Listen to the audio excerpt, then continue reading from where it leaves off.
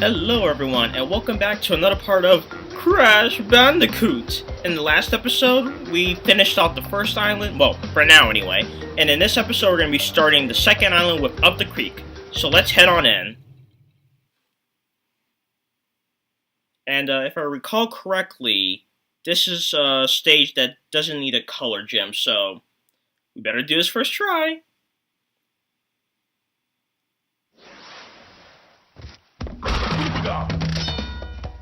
Okay, let's head on in. Let's see, 48 crates. Oh my god. Well, we're off to a great start, I guess. You know, I completely forgot, I mentioned it several times before, but, I've been playing this kind of reduced, like, on a miniature screen of my computer. Like, not even, like, the full screen of it. So that's been kind of messing me up, and I completely forgot to change that, change that so that I don't have to view it this small, but, oh well, I guess. Oh! What the heck? Whoa. No, God. Okay, so why I had to pause there was because, Crash kept on walking forward even though I didn't give him any more input. Which is why I just walked straight off the edge like an idiot. Oh gosh, I hope nothing's wrong with my controller, but luckily we died before the first checkpoint, so I don't have to restart.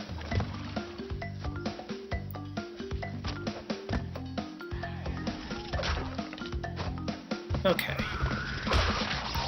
Oh, but actually, okay, so you probably saw there how I was really not standing on that leaf, but I still was standing on it. I don't have, like, the proof of it, but from what I've heard, they changed Crash's feet's hitbox so that, so in the original Crash game, if I recall correctly, his feet's hitbox was pretty much literally a hitbox. So it was, like, pretty much a perfect rectangle.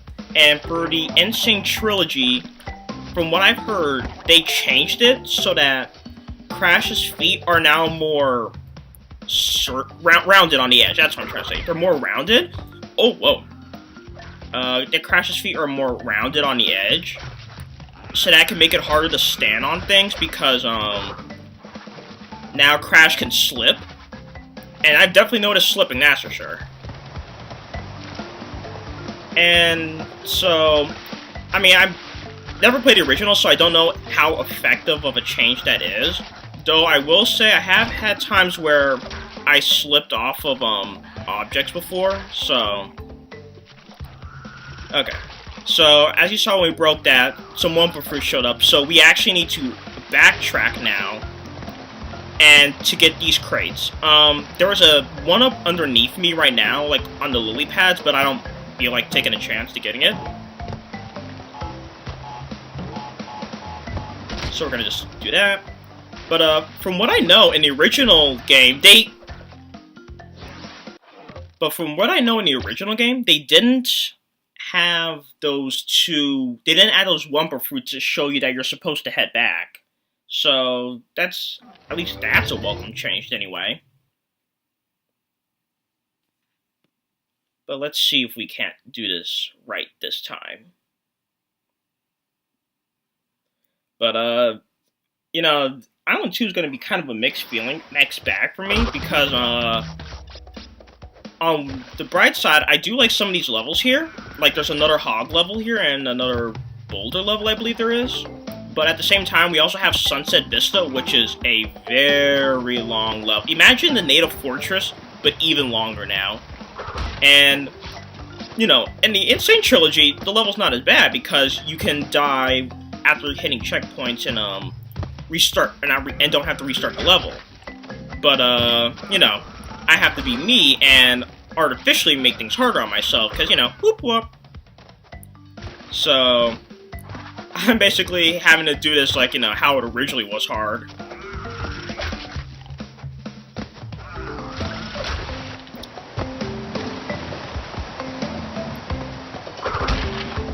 But it's kind of, whoa, Crash is like just hovering or buzzing or whatever. But playing the Insane Trilogy again, it actually makes me much more want to play the Reignited Trilogy now, which is the Reignited Trilogy. So that's the remake of the Spyro trilogy. And well, like I said, Crash wasn't really my main squeeze, I guess to call it, when I was a kid, because I just didn't own a PlayStation. But now Spyro, that was my main squeeze that was one of my main squeezes as a kid, because my first Spyro game actually was Enter the Dragonfly on the GameCube, which I know is critically panned, but personally for me, I really like the game. I mean, to be fair, that may just be because I never played a Spyro game beforehand, so what I thought I got was really great without really knowing how the series was beforehand.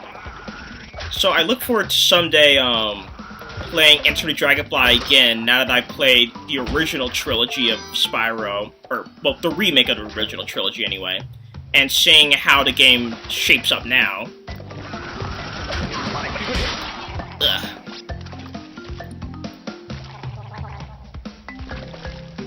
But I look forward to doing the Reignited Trilogy for the channel eventually.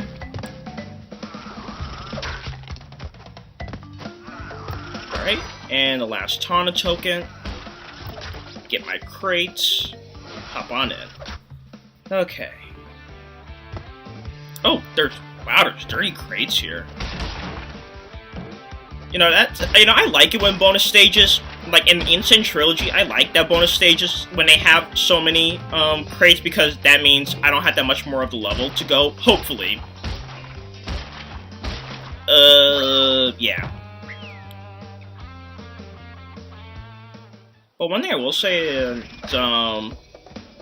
related to the music, I really don't have much of an opinion on the Crash Bandicoot, at least the original game's music. But I will say I do quite enjoy the, well, not enjoy really, but I like a lot the bonus stages theme.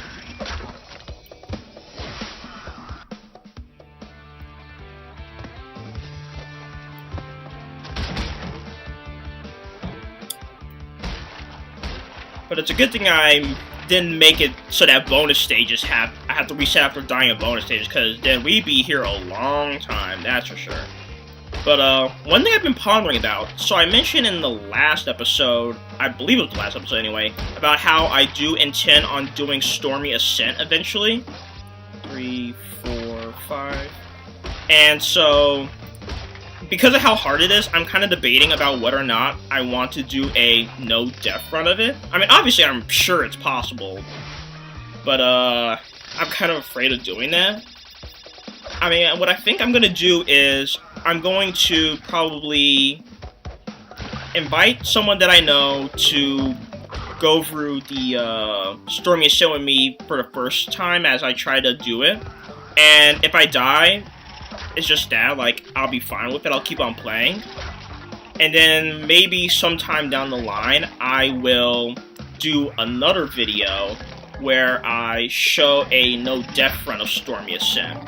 I think that would be kind of a fair compromise anyway. There we go. Okay, I was honestly afraid I was going to accidentally jump into the exit portal before collecting the gem, which I think was more of a problem in the original game. Like, I think for Native Fortress, people would accidentally jump into the portal because the stage was designed slightly differently. So, yeah. Okay, next is Ripperoo.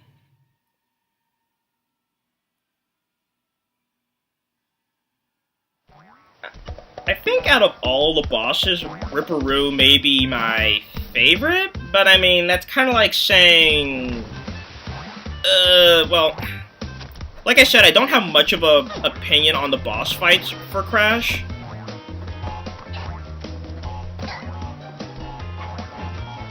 Please blow up. There we go.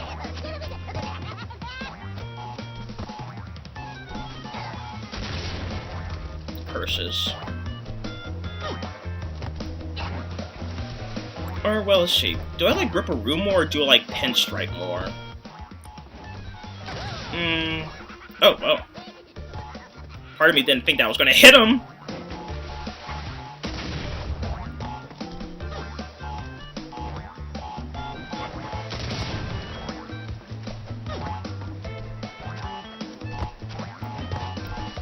Whoa!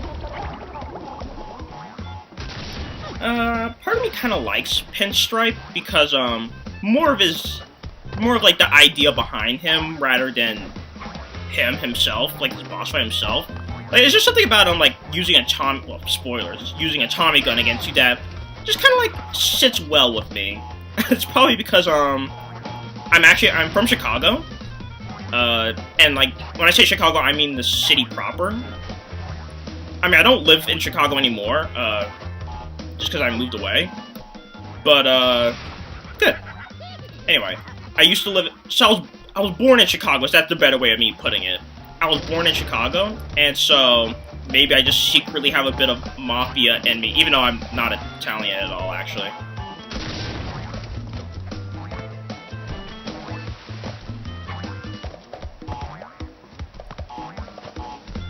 And in case you're wondering, I am part African-American, well, I'm by majority African-American and part Native American.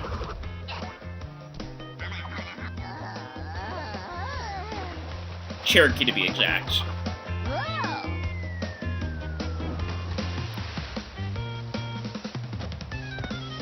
Okay, then. You know, I like to imagine that Ripper... Actually, I want to wait till we get back to loading screen to show it. But after Ripperoo falls off the waterfall, I almost imagine that he just falls back down, and he falls back down to up the creek, actually. But okay, the Lost City. So, this is the one thing that they pretty much hung over from the last game, is that you can't die in, so stages like this, you could get a color gem from it. And to get the color gem, you have to make it through this stage without dying. And that means, basically, you have to play by old Crash rules, though the bonus stages still count.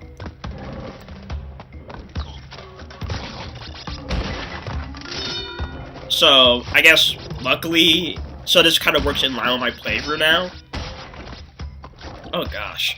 I don't know if you can probably hear it, but my nose is all stuffy. I'm not sick or anything, it's just sometimes I do accumulate excess mucus, as gross as that sounds. I won't get into it to gross you guys out. You know, the worst rooms are actually those where they kind of try to hide crates out of perspective. It's so jerkish. And you want to specifically jump on that crate right there because, as you may have heard, there was a metal crate that revealed another crate later in the level. Well, actually by later, I think it's that crate right there, actually. So you want to make sure you jump on that crate to make sure you get the Brio token. There we go.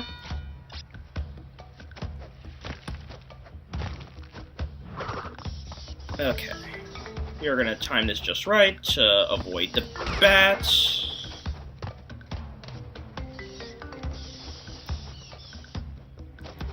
I sure hope I'm on the right angle. Yep. I don't care enough about that one-up.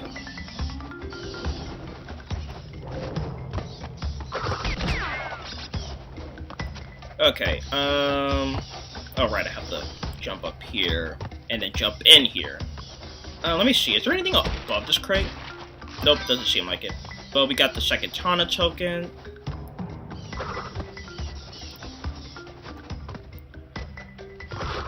And a checkpoint. Okay, these are honestly my least favorite enemies in the entire game.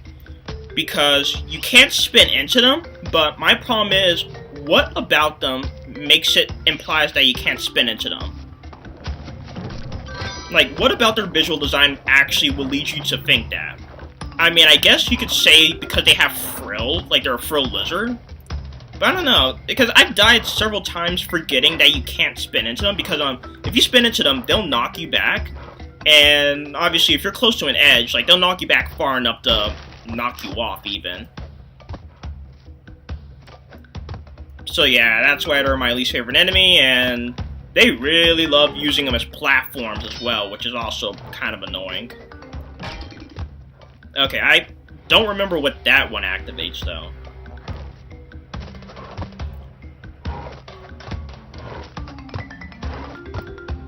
Oh boy, I'm gonna look forward to this timing bit when we get to Slippery Slope, or Slippery Climb, I think it's called, actually.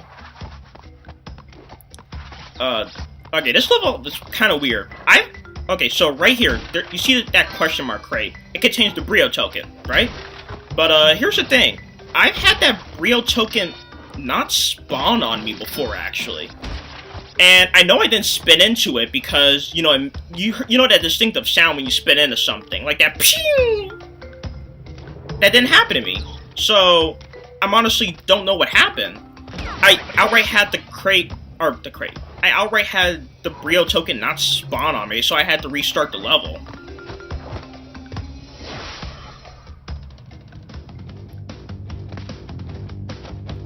Okay. Oh, I kind of like this one. I say that and I died, but I kind of like this one's. And I am partially being annoyed right now because you guys can't hear it, but my phone's alarm is going off right now. It's just reminding me to do something. It's nothing important though, which is why I'm not taking care of it.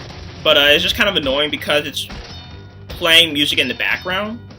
Though, I mean, I like the music though, because the music I chose for the alarm is so I play Total War games. Like, it's one of my favorite video game series, and so it's playing the main menu theme for Napoleon Total War. I mean, that game was okay, but the main theme of it, oh my gosh, the main theme was really good of that game. Like, the game, Napoleon Total War in general had some really great music, in my opinion. Like, some of the best in the series up until, I would say, up until Warhammer, that they really matched the music from Napoleon, in my opinion. I am going to lead you over here. There you go. But yeah, man, Napoleon had some great music in it.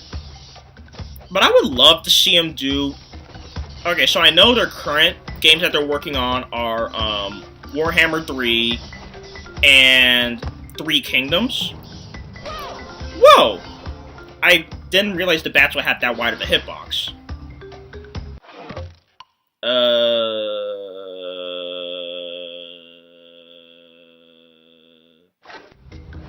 Okay. So, this is what I'm going to do. I am going to finish the level to show you all just finishing the level.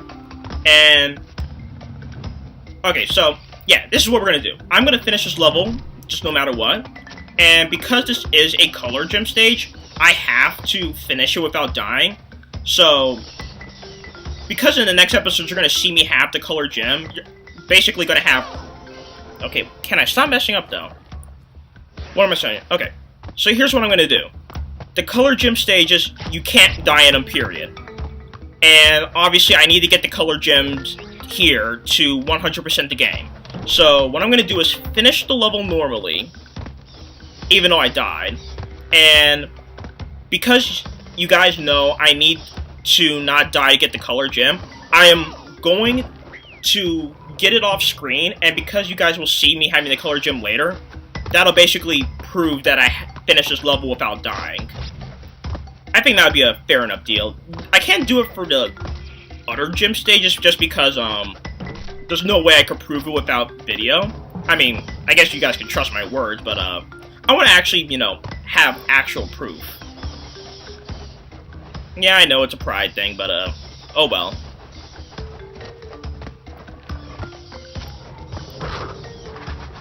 So, hopefully that's a fair compromise for you guys. For here, you want to wait till all the blocks that are together are facing out together, because that means they'll all go back on their own. Or they'll all go back at the same time is what I'm trying to say. This guy right here, you're going to need to use as a platform. There we go.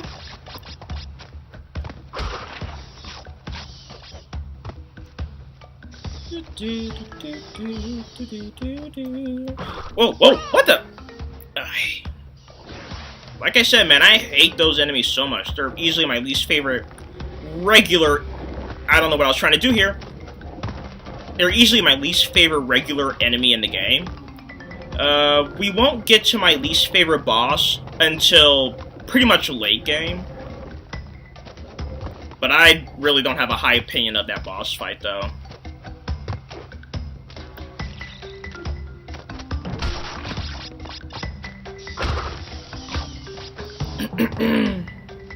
Let's see here.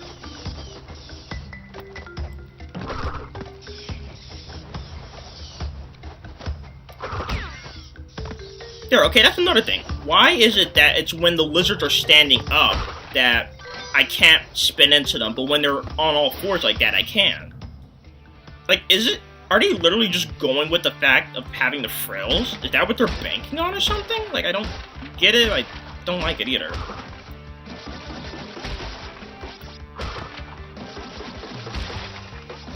Whoa! That got a bit crazy there.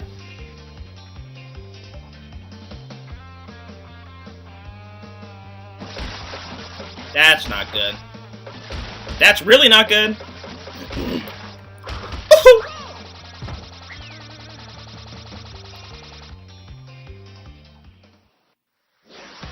You know, this is probably, I can see why they didn't do it, but I wish when you died in the bonus stage, you just respawned in the bonus stage, because it's kind of like, why would you, I mean, I'm sure people have a reason, but why would most people not want to just go back into the bonus stage? Because, you know, now I have to do the loading screen again, which isn't long, mind you, but still.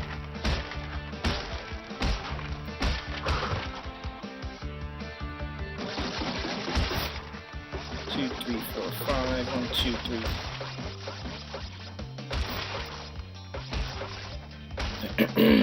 I'm a bit nervous here. Ugh. I didn't think he would spin for that long. Okay, that's another thing. Why do they show you how much Wumpa Fruit you lost? Like, that's such a... And that's just a waste of time right there.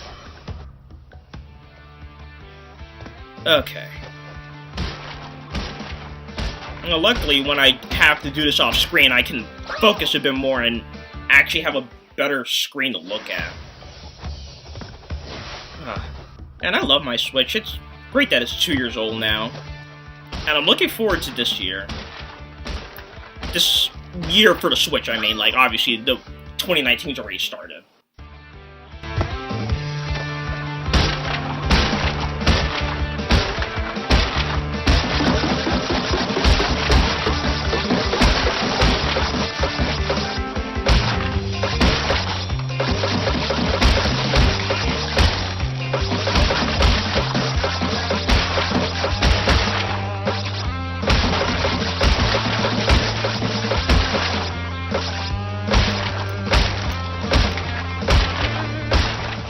Oh, finally! Oh my god, I hate this bonus stage. It's a good thing Tana got kidnapped at that one. If she designs them, then yeah, Cortex keep her, please. Okay. And oh my god! And you know things are gonna go way better for me once I finally get off screen, though. That's the real kicker right there. Okay. Oh, I hate the placement of that one.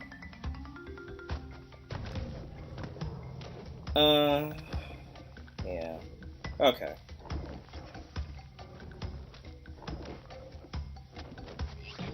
There we go. 2 more crates. So I'm going to need to bounce on him to unleash. There we go. Okay, why do these automatically burst? I never understood that. Like, crates never... I guess maybe they don't? Oh! My... Come on. I was trying to... Never mind. Never mind, I just want to get out of this level. I just want to go home.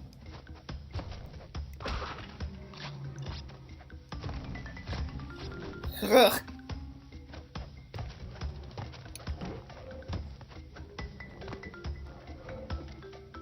Mush my lizard.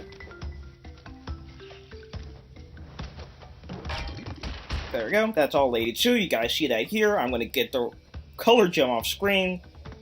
So, yeah, and obviously I'll show you. Nearly perfect. Wow, that is so jerkish of them to do. Whatever.